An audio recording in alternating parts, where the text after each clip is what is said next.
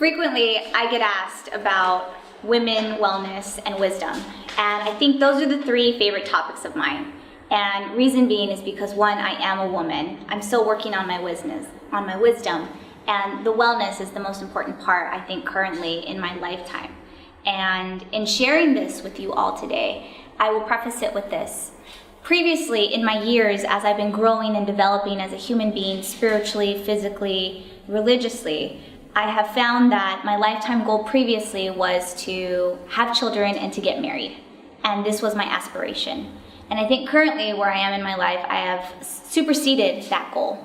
And currently, what I want to share with everyone is that my goal is to die much more healed than wounded. This is my lifetime goal. And in arriving to this conclusion, to this goal for myself, I'd like to share with other women about the reasons why and what led me to that. So I'll preface it with my story. And my story actually began about 5-6 years ago. And it was probably one of the deepest, lowest points of my life. And in being transparent and sharing myself with others, I have found much more connection. I'm a firm believer that we have much more in common than we do different with the human being. And as of 6 years ago, I was in a relationship that was not growing me in any kind of way. It was a toxic relationship, and more so, I didn't see my partner for 6 months out of the year just because of their job. And I remember so specifically and so vividly that I had 2 weeks where I didn't get out of bed. The only time I got out of bed was to go to the bathroom because I had to. My fridge didn't have groceries in it for about 3 weeks. I wasn't hungry. I didn't laugh. I didn't talk. I didn't call anybody. Nobody called me. And I was the loneliest I had ever been in my life. And now looking back, it was a major depressive episode, but I didn't know it. And it's taken me a long time to actually really own this inside myself, because in my culture and in my family, I was taught that this is a sign of weakness. I was taught that this is not something you talk about. This is something that you keep to yourself. I was taught by my mother that women are to be strong. Women are to be the helpers for others. They're not supposed to ask for help. And that's probably one of the things that I have been challenged with the most personally. It's being that strong person that is there for others rather than asking for help. And these are some of the main reasons why I'm choosing to share my message, not only as a healer, not only as a psychotherapist, but as a human being, as a woman, as a sister to sister to any of women that are experiencing this. And in regards to wellness, I do want to touch on anxiety and depression today. And one of the biggest light bulbs that I've ever received in my lifetime about anxiety and depression is this: the idea that anxiety is living in the future and depression is living in the past.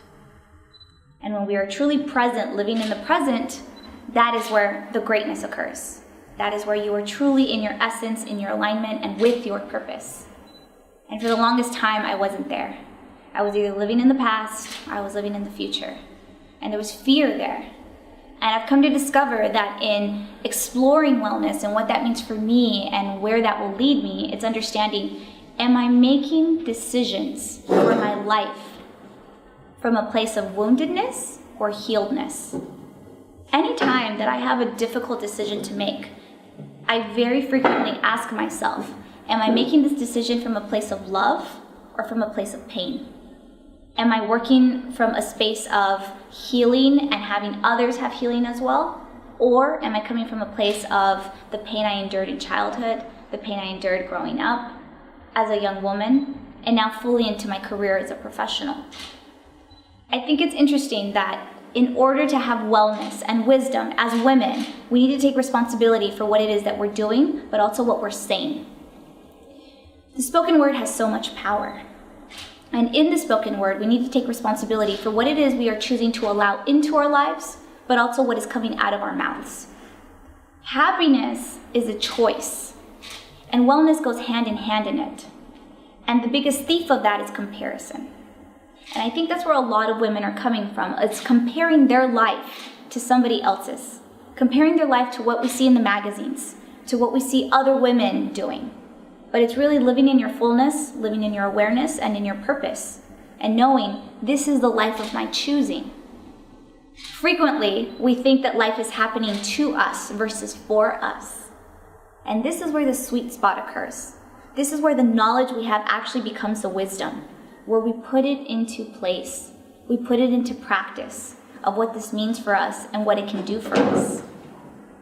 In doing this, doing the work with women, some of the moments where I felt much more connected with human beings in that sacred space is when women have shared in transparency their vulnerabilities, how they feel about their bodies, perfect and imperfect in every single way, but also their wounds, telling me about broken relationships or the fact that they're raising children and they have no idea how they're doing without any feedback, without any support, or even the idea that they are probably the healthiest member of their family.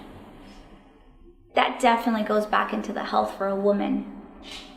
Very frequently, I find this in the work that I do, but also in speaking with women. We think that health is a consideration of the body, the physical being. Do we feel headaches? Does our stomach hurt? Does our body ache? But very rarely do we ask ourselves, how does the spirit feel? How does our inner being mingle with what it is that's going on? Humorously, I say that if I had a broken arm and I asked somebody for help, immediately I'd have 3-4 people say, hey, I'll take you to the ER. But if somebody says, hey, my heart just got broken yesterday, nobody really would say, hey, you know what, let's go seek a professional. Let's go have somebody to talk to about this. That's exactly what mental health does. And this is why I'm so passionate about it as a woman. Because I found that these are the things that are less talked about, especially in cultures that are minorities or underrepresented, have less services available to them. This is why I'm passionate as a Latina about serving my community, especially in Spanish-speaking services. Because this is something that's not out there. This is why community services are so important, such as where we are today. Today I'm speaking to a group of people that not necessarily would reach out for services. This is so important to understand because it's knowing how to ask for help when we don't have it, knowing how to ask for what we need versus what we want. Another part of wellness for women is just that. It's knowing what we need versus what we want. Here's the difference. When somebody knows what they want, it's a direct correlation with instant gratification. It's, I want what I want in this moment. I want to be with that person because I feel lonely. I want my children to do X, X, and X because otherwise, what will people say of my parenting? What will people say of me as a mother, a wife, and a sister? These are the wants. When somebody comes from a place of need, they are fully in the understanding and in the knowledge and in the wisdom that it has a long-term effect. They are delaying gratification for the longer good, for the outcome. And this is where wellness takes into place, because we all know as women, as people that are growing and developing, that things don't just happen from one day to another. This is why most diets don't work, because it's persistence, it's grit, it's knowing what's best for you in the long run instead of grabbing the bag of chips. This is what matters. This goes hand in hand with our level of self-esteem. One of the wisest people that I've had the pleasure of having conversation with told me that women, when in the courtship, in getting to know another person, a partner, unfortunately, they frequently put themselves on sale. And this is what I mean. They told me that we date according to the level of our self-esteem. People that we call into existence, that we manifest, that we give our energy to, are actually a reflection of ourself. They're a reflection of how we feel about ourselves, about our self-esteem, and about our person. As women, and I can't say all, but boy, I'll tell you, I know some women that love to shop. I know I do. You walk into a store, and unless you have a list with you, more than likely you're going to end up buying things you don't need. Once again, going back to the needs and the wants and the wisdom to know the difference. If you go into a store and you have a list with wants and needs, the signs that said for sale, 25% off, 40% off, will not catch your attention. They will not stray you from determining what it is that you need versus what you want. And the reason I use this example so much when I speak to women and their worth and their quality and their queen is because they're not making that correlation. Frequently, as women, in wanting partnership and wanting to build that kingdom, that empire with someone, they put themselves on sale. And later they don't understand why the purchaser paid less for them, why their worth is where it is. Because as women, we set the standard. We set the standard for what our worth is and how that's determined. It's knowing what your worth is on the shelf as a product. As a businesswoman, as an entrepreneur, as a psychotherapist, as a human being, I am in full awareness of this. This is a conclusion, a light bulb that I've come to in my lifetime, that people don't buy a service, merchandise, product. People buy you. And if people understand what your value is, they have no problem paying for that. And what I mean by that is people paying into time with you, investing in you. Relationships are an investment. It's knowing where that energy goes. It's knowing what type of person they are and how we're categorizing them. Is this a person that you're allowing into your life for wellness? Is this a person that is just sucking energy out of you? Or are they just a neutral person? The most important wisdom that will come into place is when we have all three of these people play a part in our lives. And we will, because sometimes we can't choose those people. What does happen is that sometimes they're family, they're longtime friends, childhood friends, that we don't know how to categorize them or where to put them. Maybe they're even neutral, and this is where the danger lies, especially for women that are trying to get to know themselves and their worth. People who are neutral can either stray on the side of energizing or energy sucking. And if we go towards the energy sucking and we have a couple of those in our lives, that's going to be a big problem because they add up. It's knowing where are you investing your own personal growth as well. It's been said time and time again, and even as a Latina, as a Spanish speaker, we have a saying in Spanish that says, it's better to be alone than to be in bad company. And I love this saying because it's understanding how do you feel around others and what do you bring to the table. Very frequently, I hear the saying that says, I used to be afraid when I walked into a room and I wondered, will they like me? Will I be okay? Will I be accepted? Will rejection come to me? Now I am in full understanding that it's not about that. It's about knowing, do I like them when I walk into a room? Do they bring value to my life? Are they at my level in essence? Do they see me and hear me for who I truly am? It's asking important questions like this in your life as a woman that wants to rise her level, that wants to increase her wisdom and her wellness overall. The physical body and the mind go hand in hand together. And this is what I mean.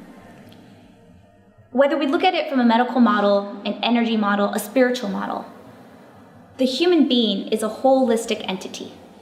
And if our mind is right, the body will follow. But more importantly, the body leads the mind. The body speaks for us. It is the primary language of ourselves. Intuition is the language of the soul. And the body speaks for us louder than anything else I have ever known. The body will speak when the mind doesn't want to listen. The body will speak and scream for us to stop doing something. So in relationships, in situations where we don't necessarily know what we need to do, or we don't want to do it, we don't want to listen, our body will speak for us. It's examples, it's situations where we are in relationships, whether it be as sisters, mothers, or daughters, that we have to stop and ask ourselves that big question, how does this make me feel? When you leave that person's presence, when you leave speaking with them, do you feel inspired? Do you feel drained? Do you feel like you want to go out and just save the world one person at a time? This is what is so important to understand as women, and it goes hand in hand. Reading your body. Techniques that I frequently go over with clients that I see, whether it be coaching clients, psychotherapy clients, or just people in general that I have these amazing conversations with, because that's what it's about, right? Connecting with others. This is what I say. I ask them, how often do you check in with yourself? How often are you asking yourself the questions that matter? How does my body feel today? When I did that, was I passionate? Was I fully in my purpose? These are beautiful questions to ask ourselves instead of asking, what do I want for lunch? These are basic questions, and if we want to get to another level that includes superseding anything you've ever done, you will be uncomfortable. Sharing your story is probably one of the most uncomfortable things you will ever do, and I'm here sharing that. That a lot of the times people will post and share with others their great moments of glamour and glitz, but very infrequently will they share the moments that are not so great. Even me being in this career, I very frequently remember that moment where I probably had $50 left in my account because I paid for school 100% cash. And I didn't know how I was going to pay rent, food, or gas that week. But all I knew is that I was going to do it. It was persistence and it was grit. And I share this with other women because you have that capacity inside you. It's knowing that you have that power in you as an entity. You have the power to give life, to create life. Whether you decide to or not, that's a personal choice. But just that gift that you have been given to create life is something so amazing.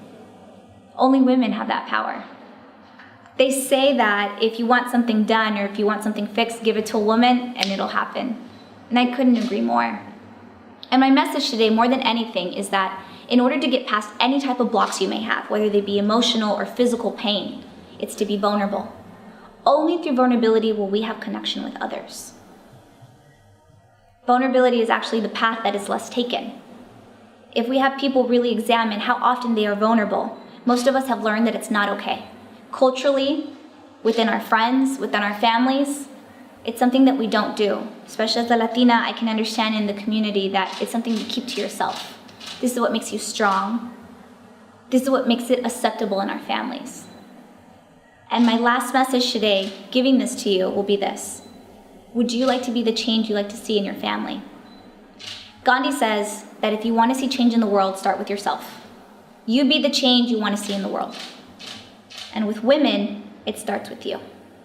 It starts with you changing your mentality, taking ownership for your life, but also knowing that in being vulnerable and showing that side of you that needs help, that's what will take you to greatness. And together we can make a difference. Thank you.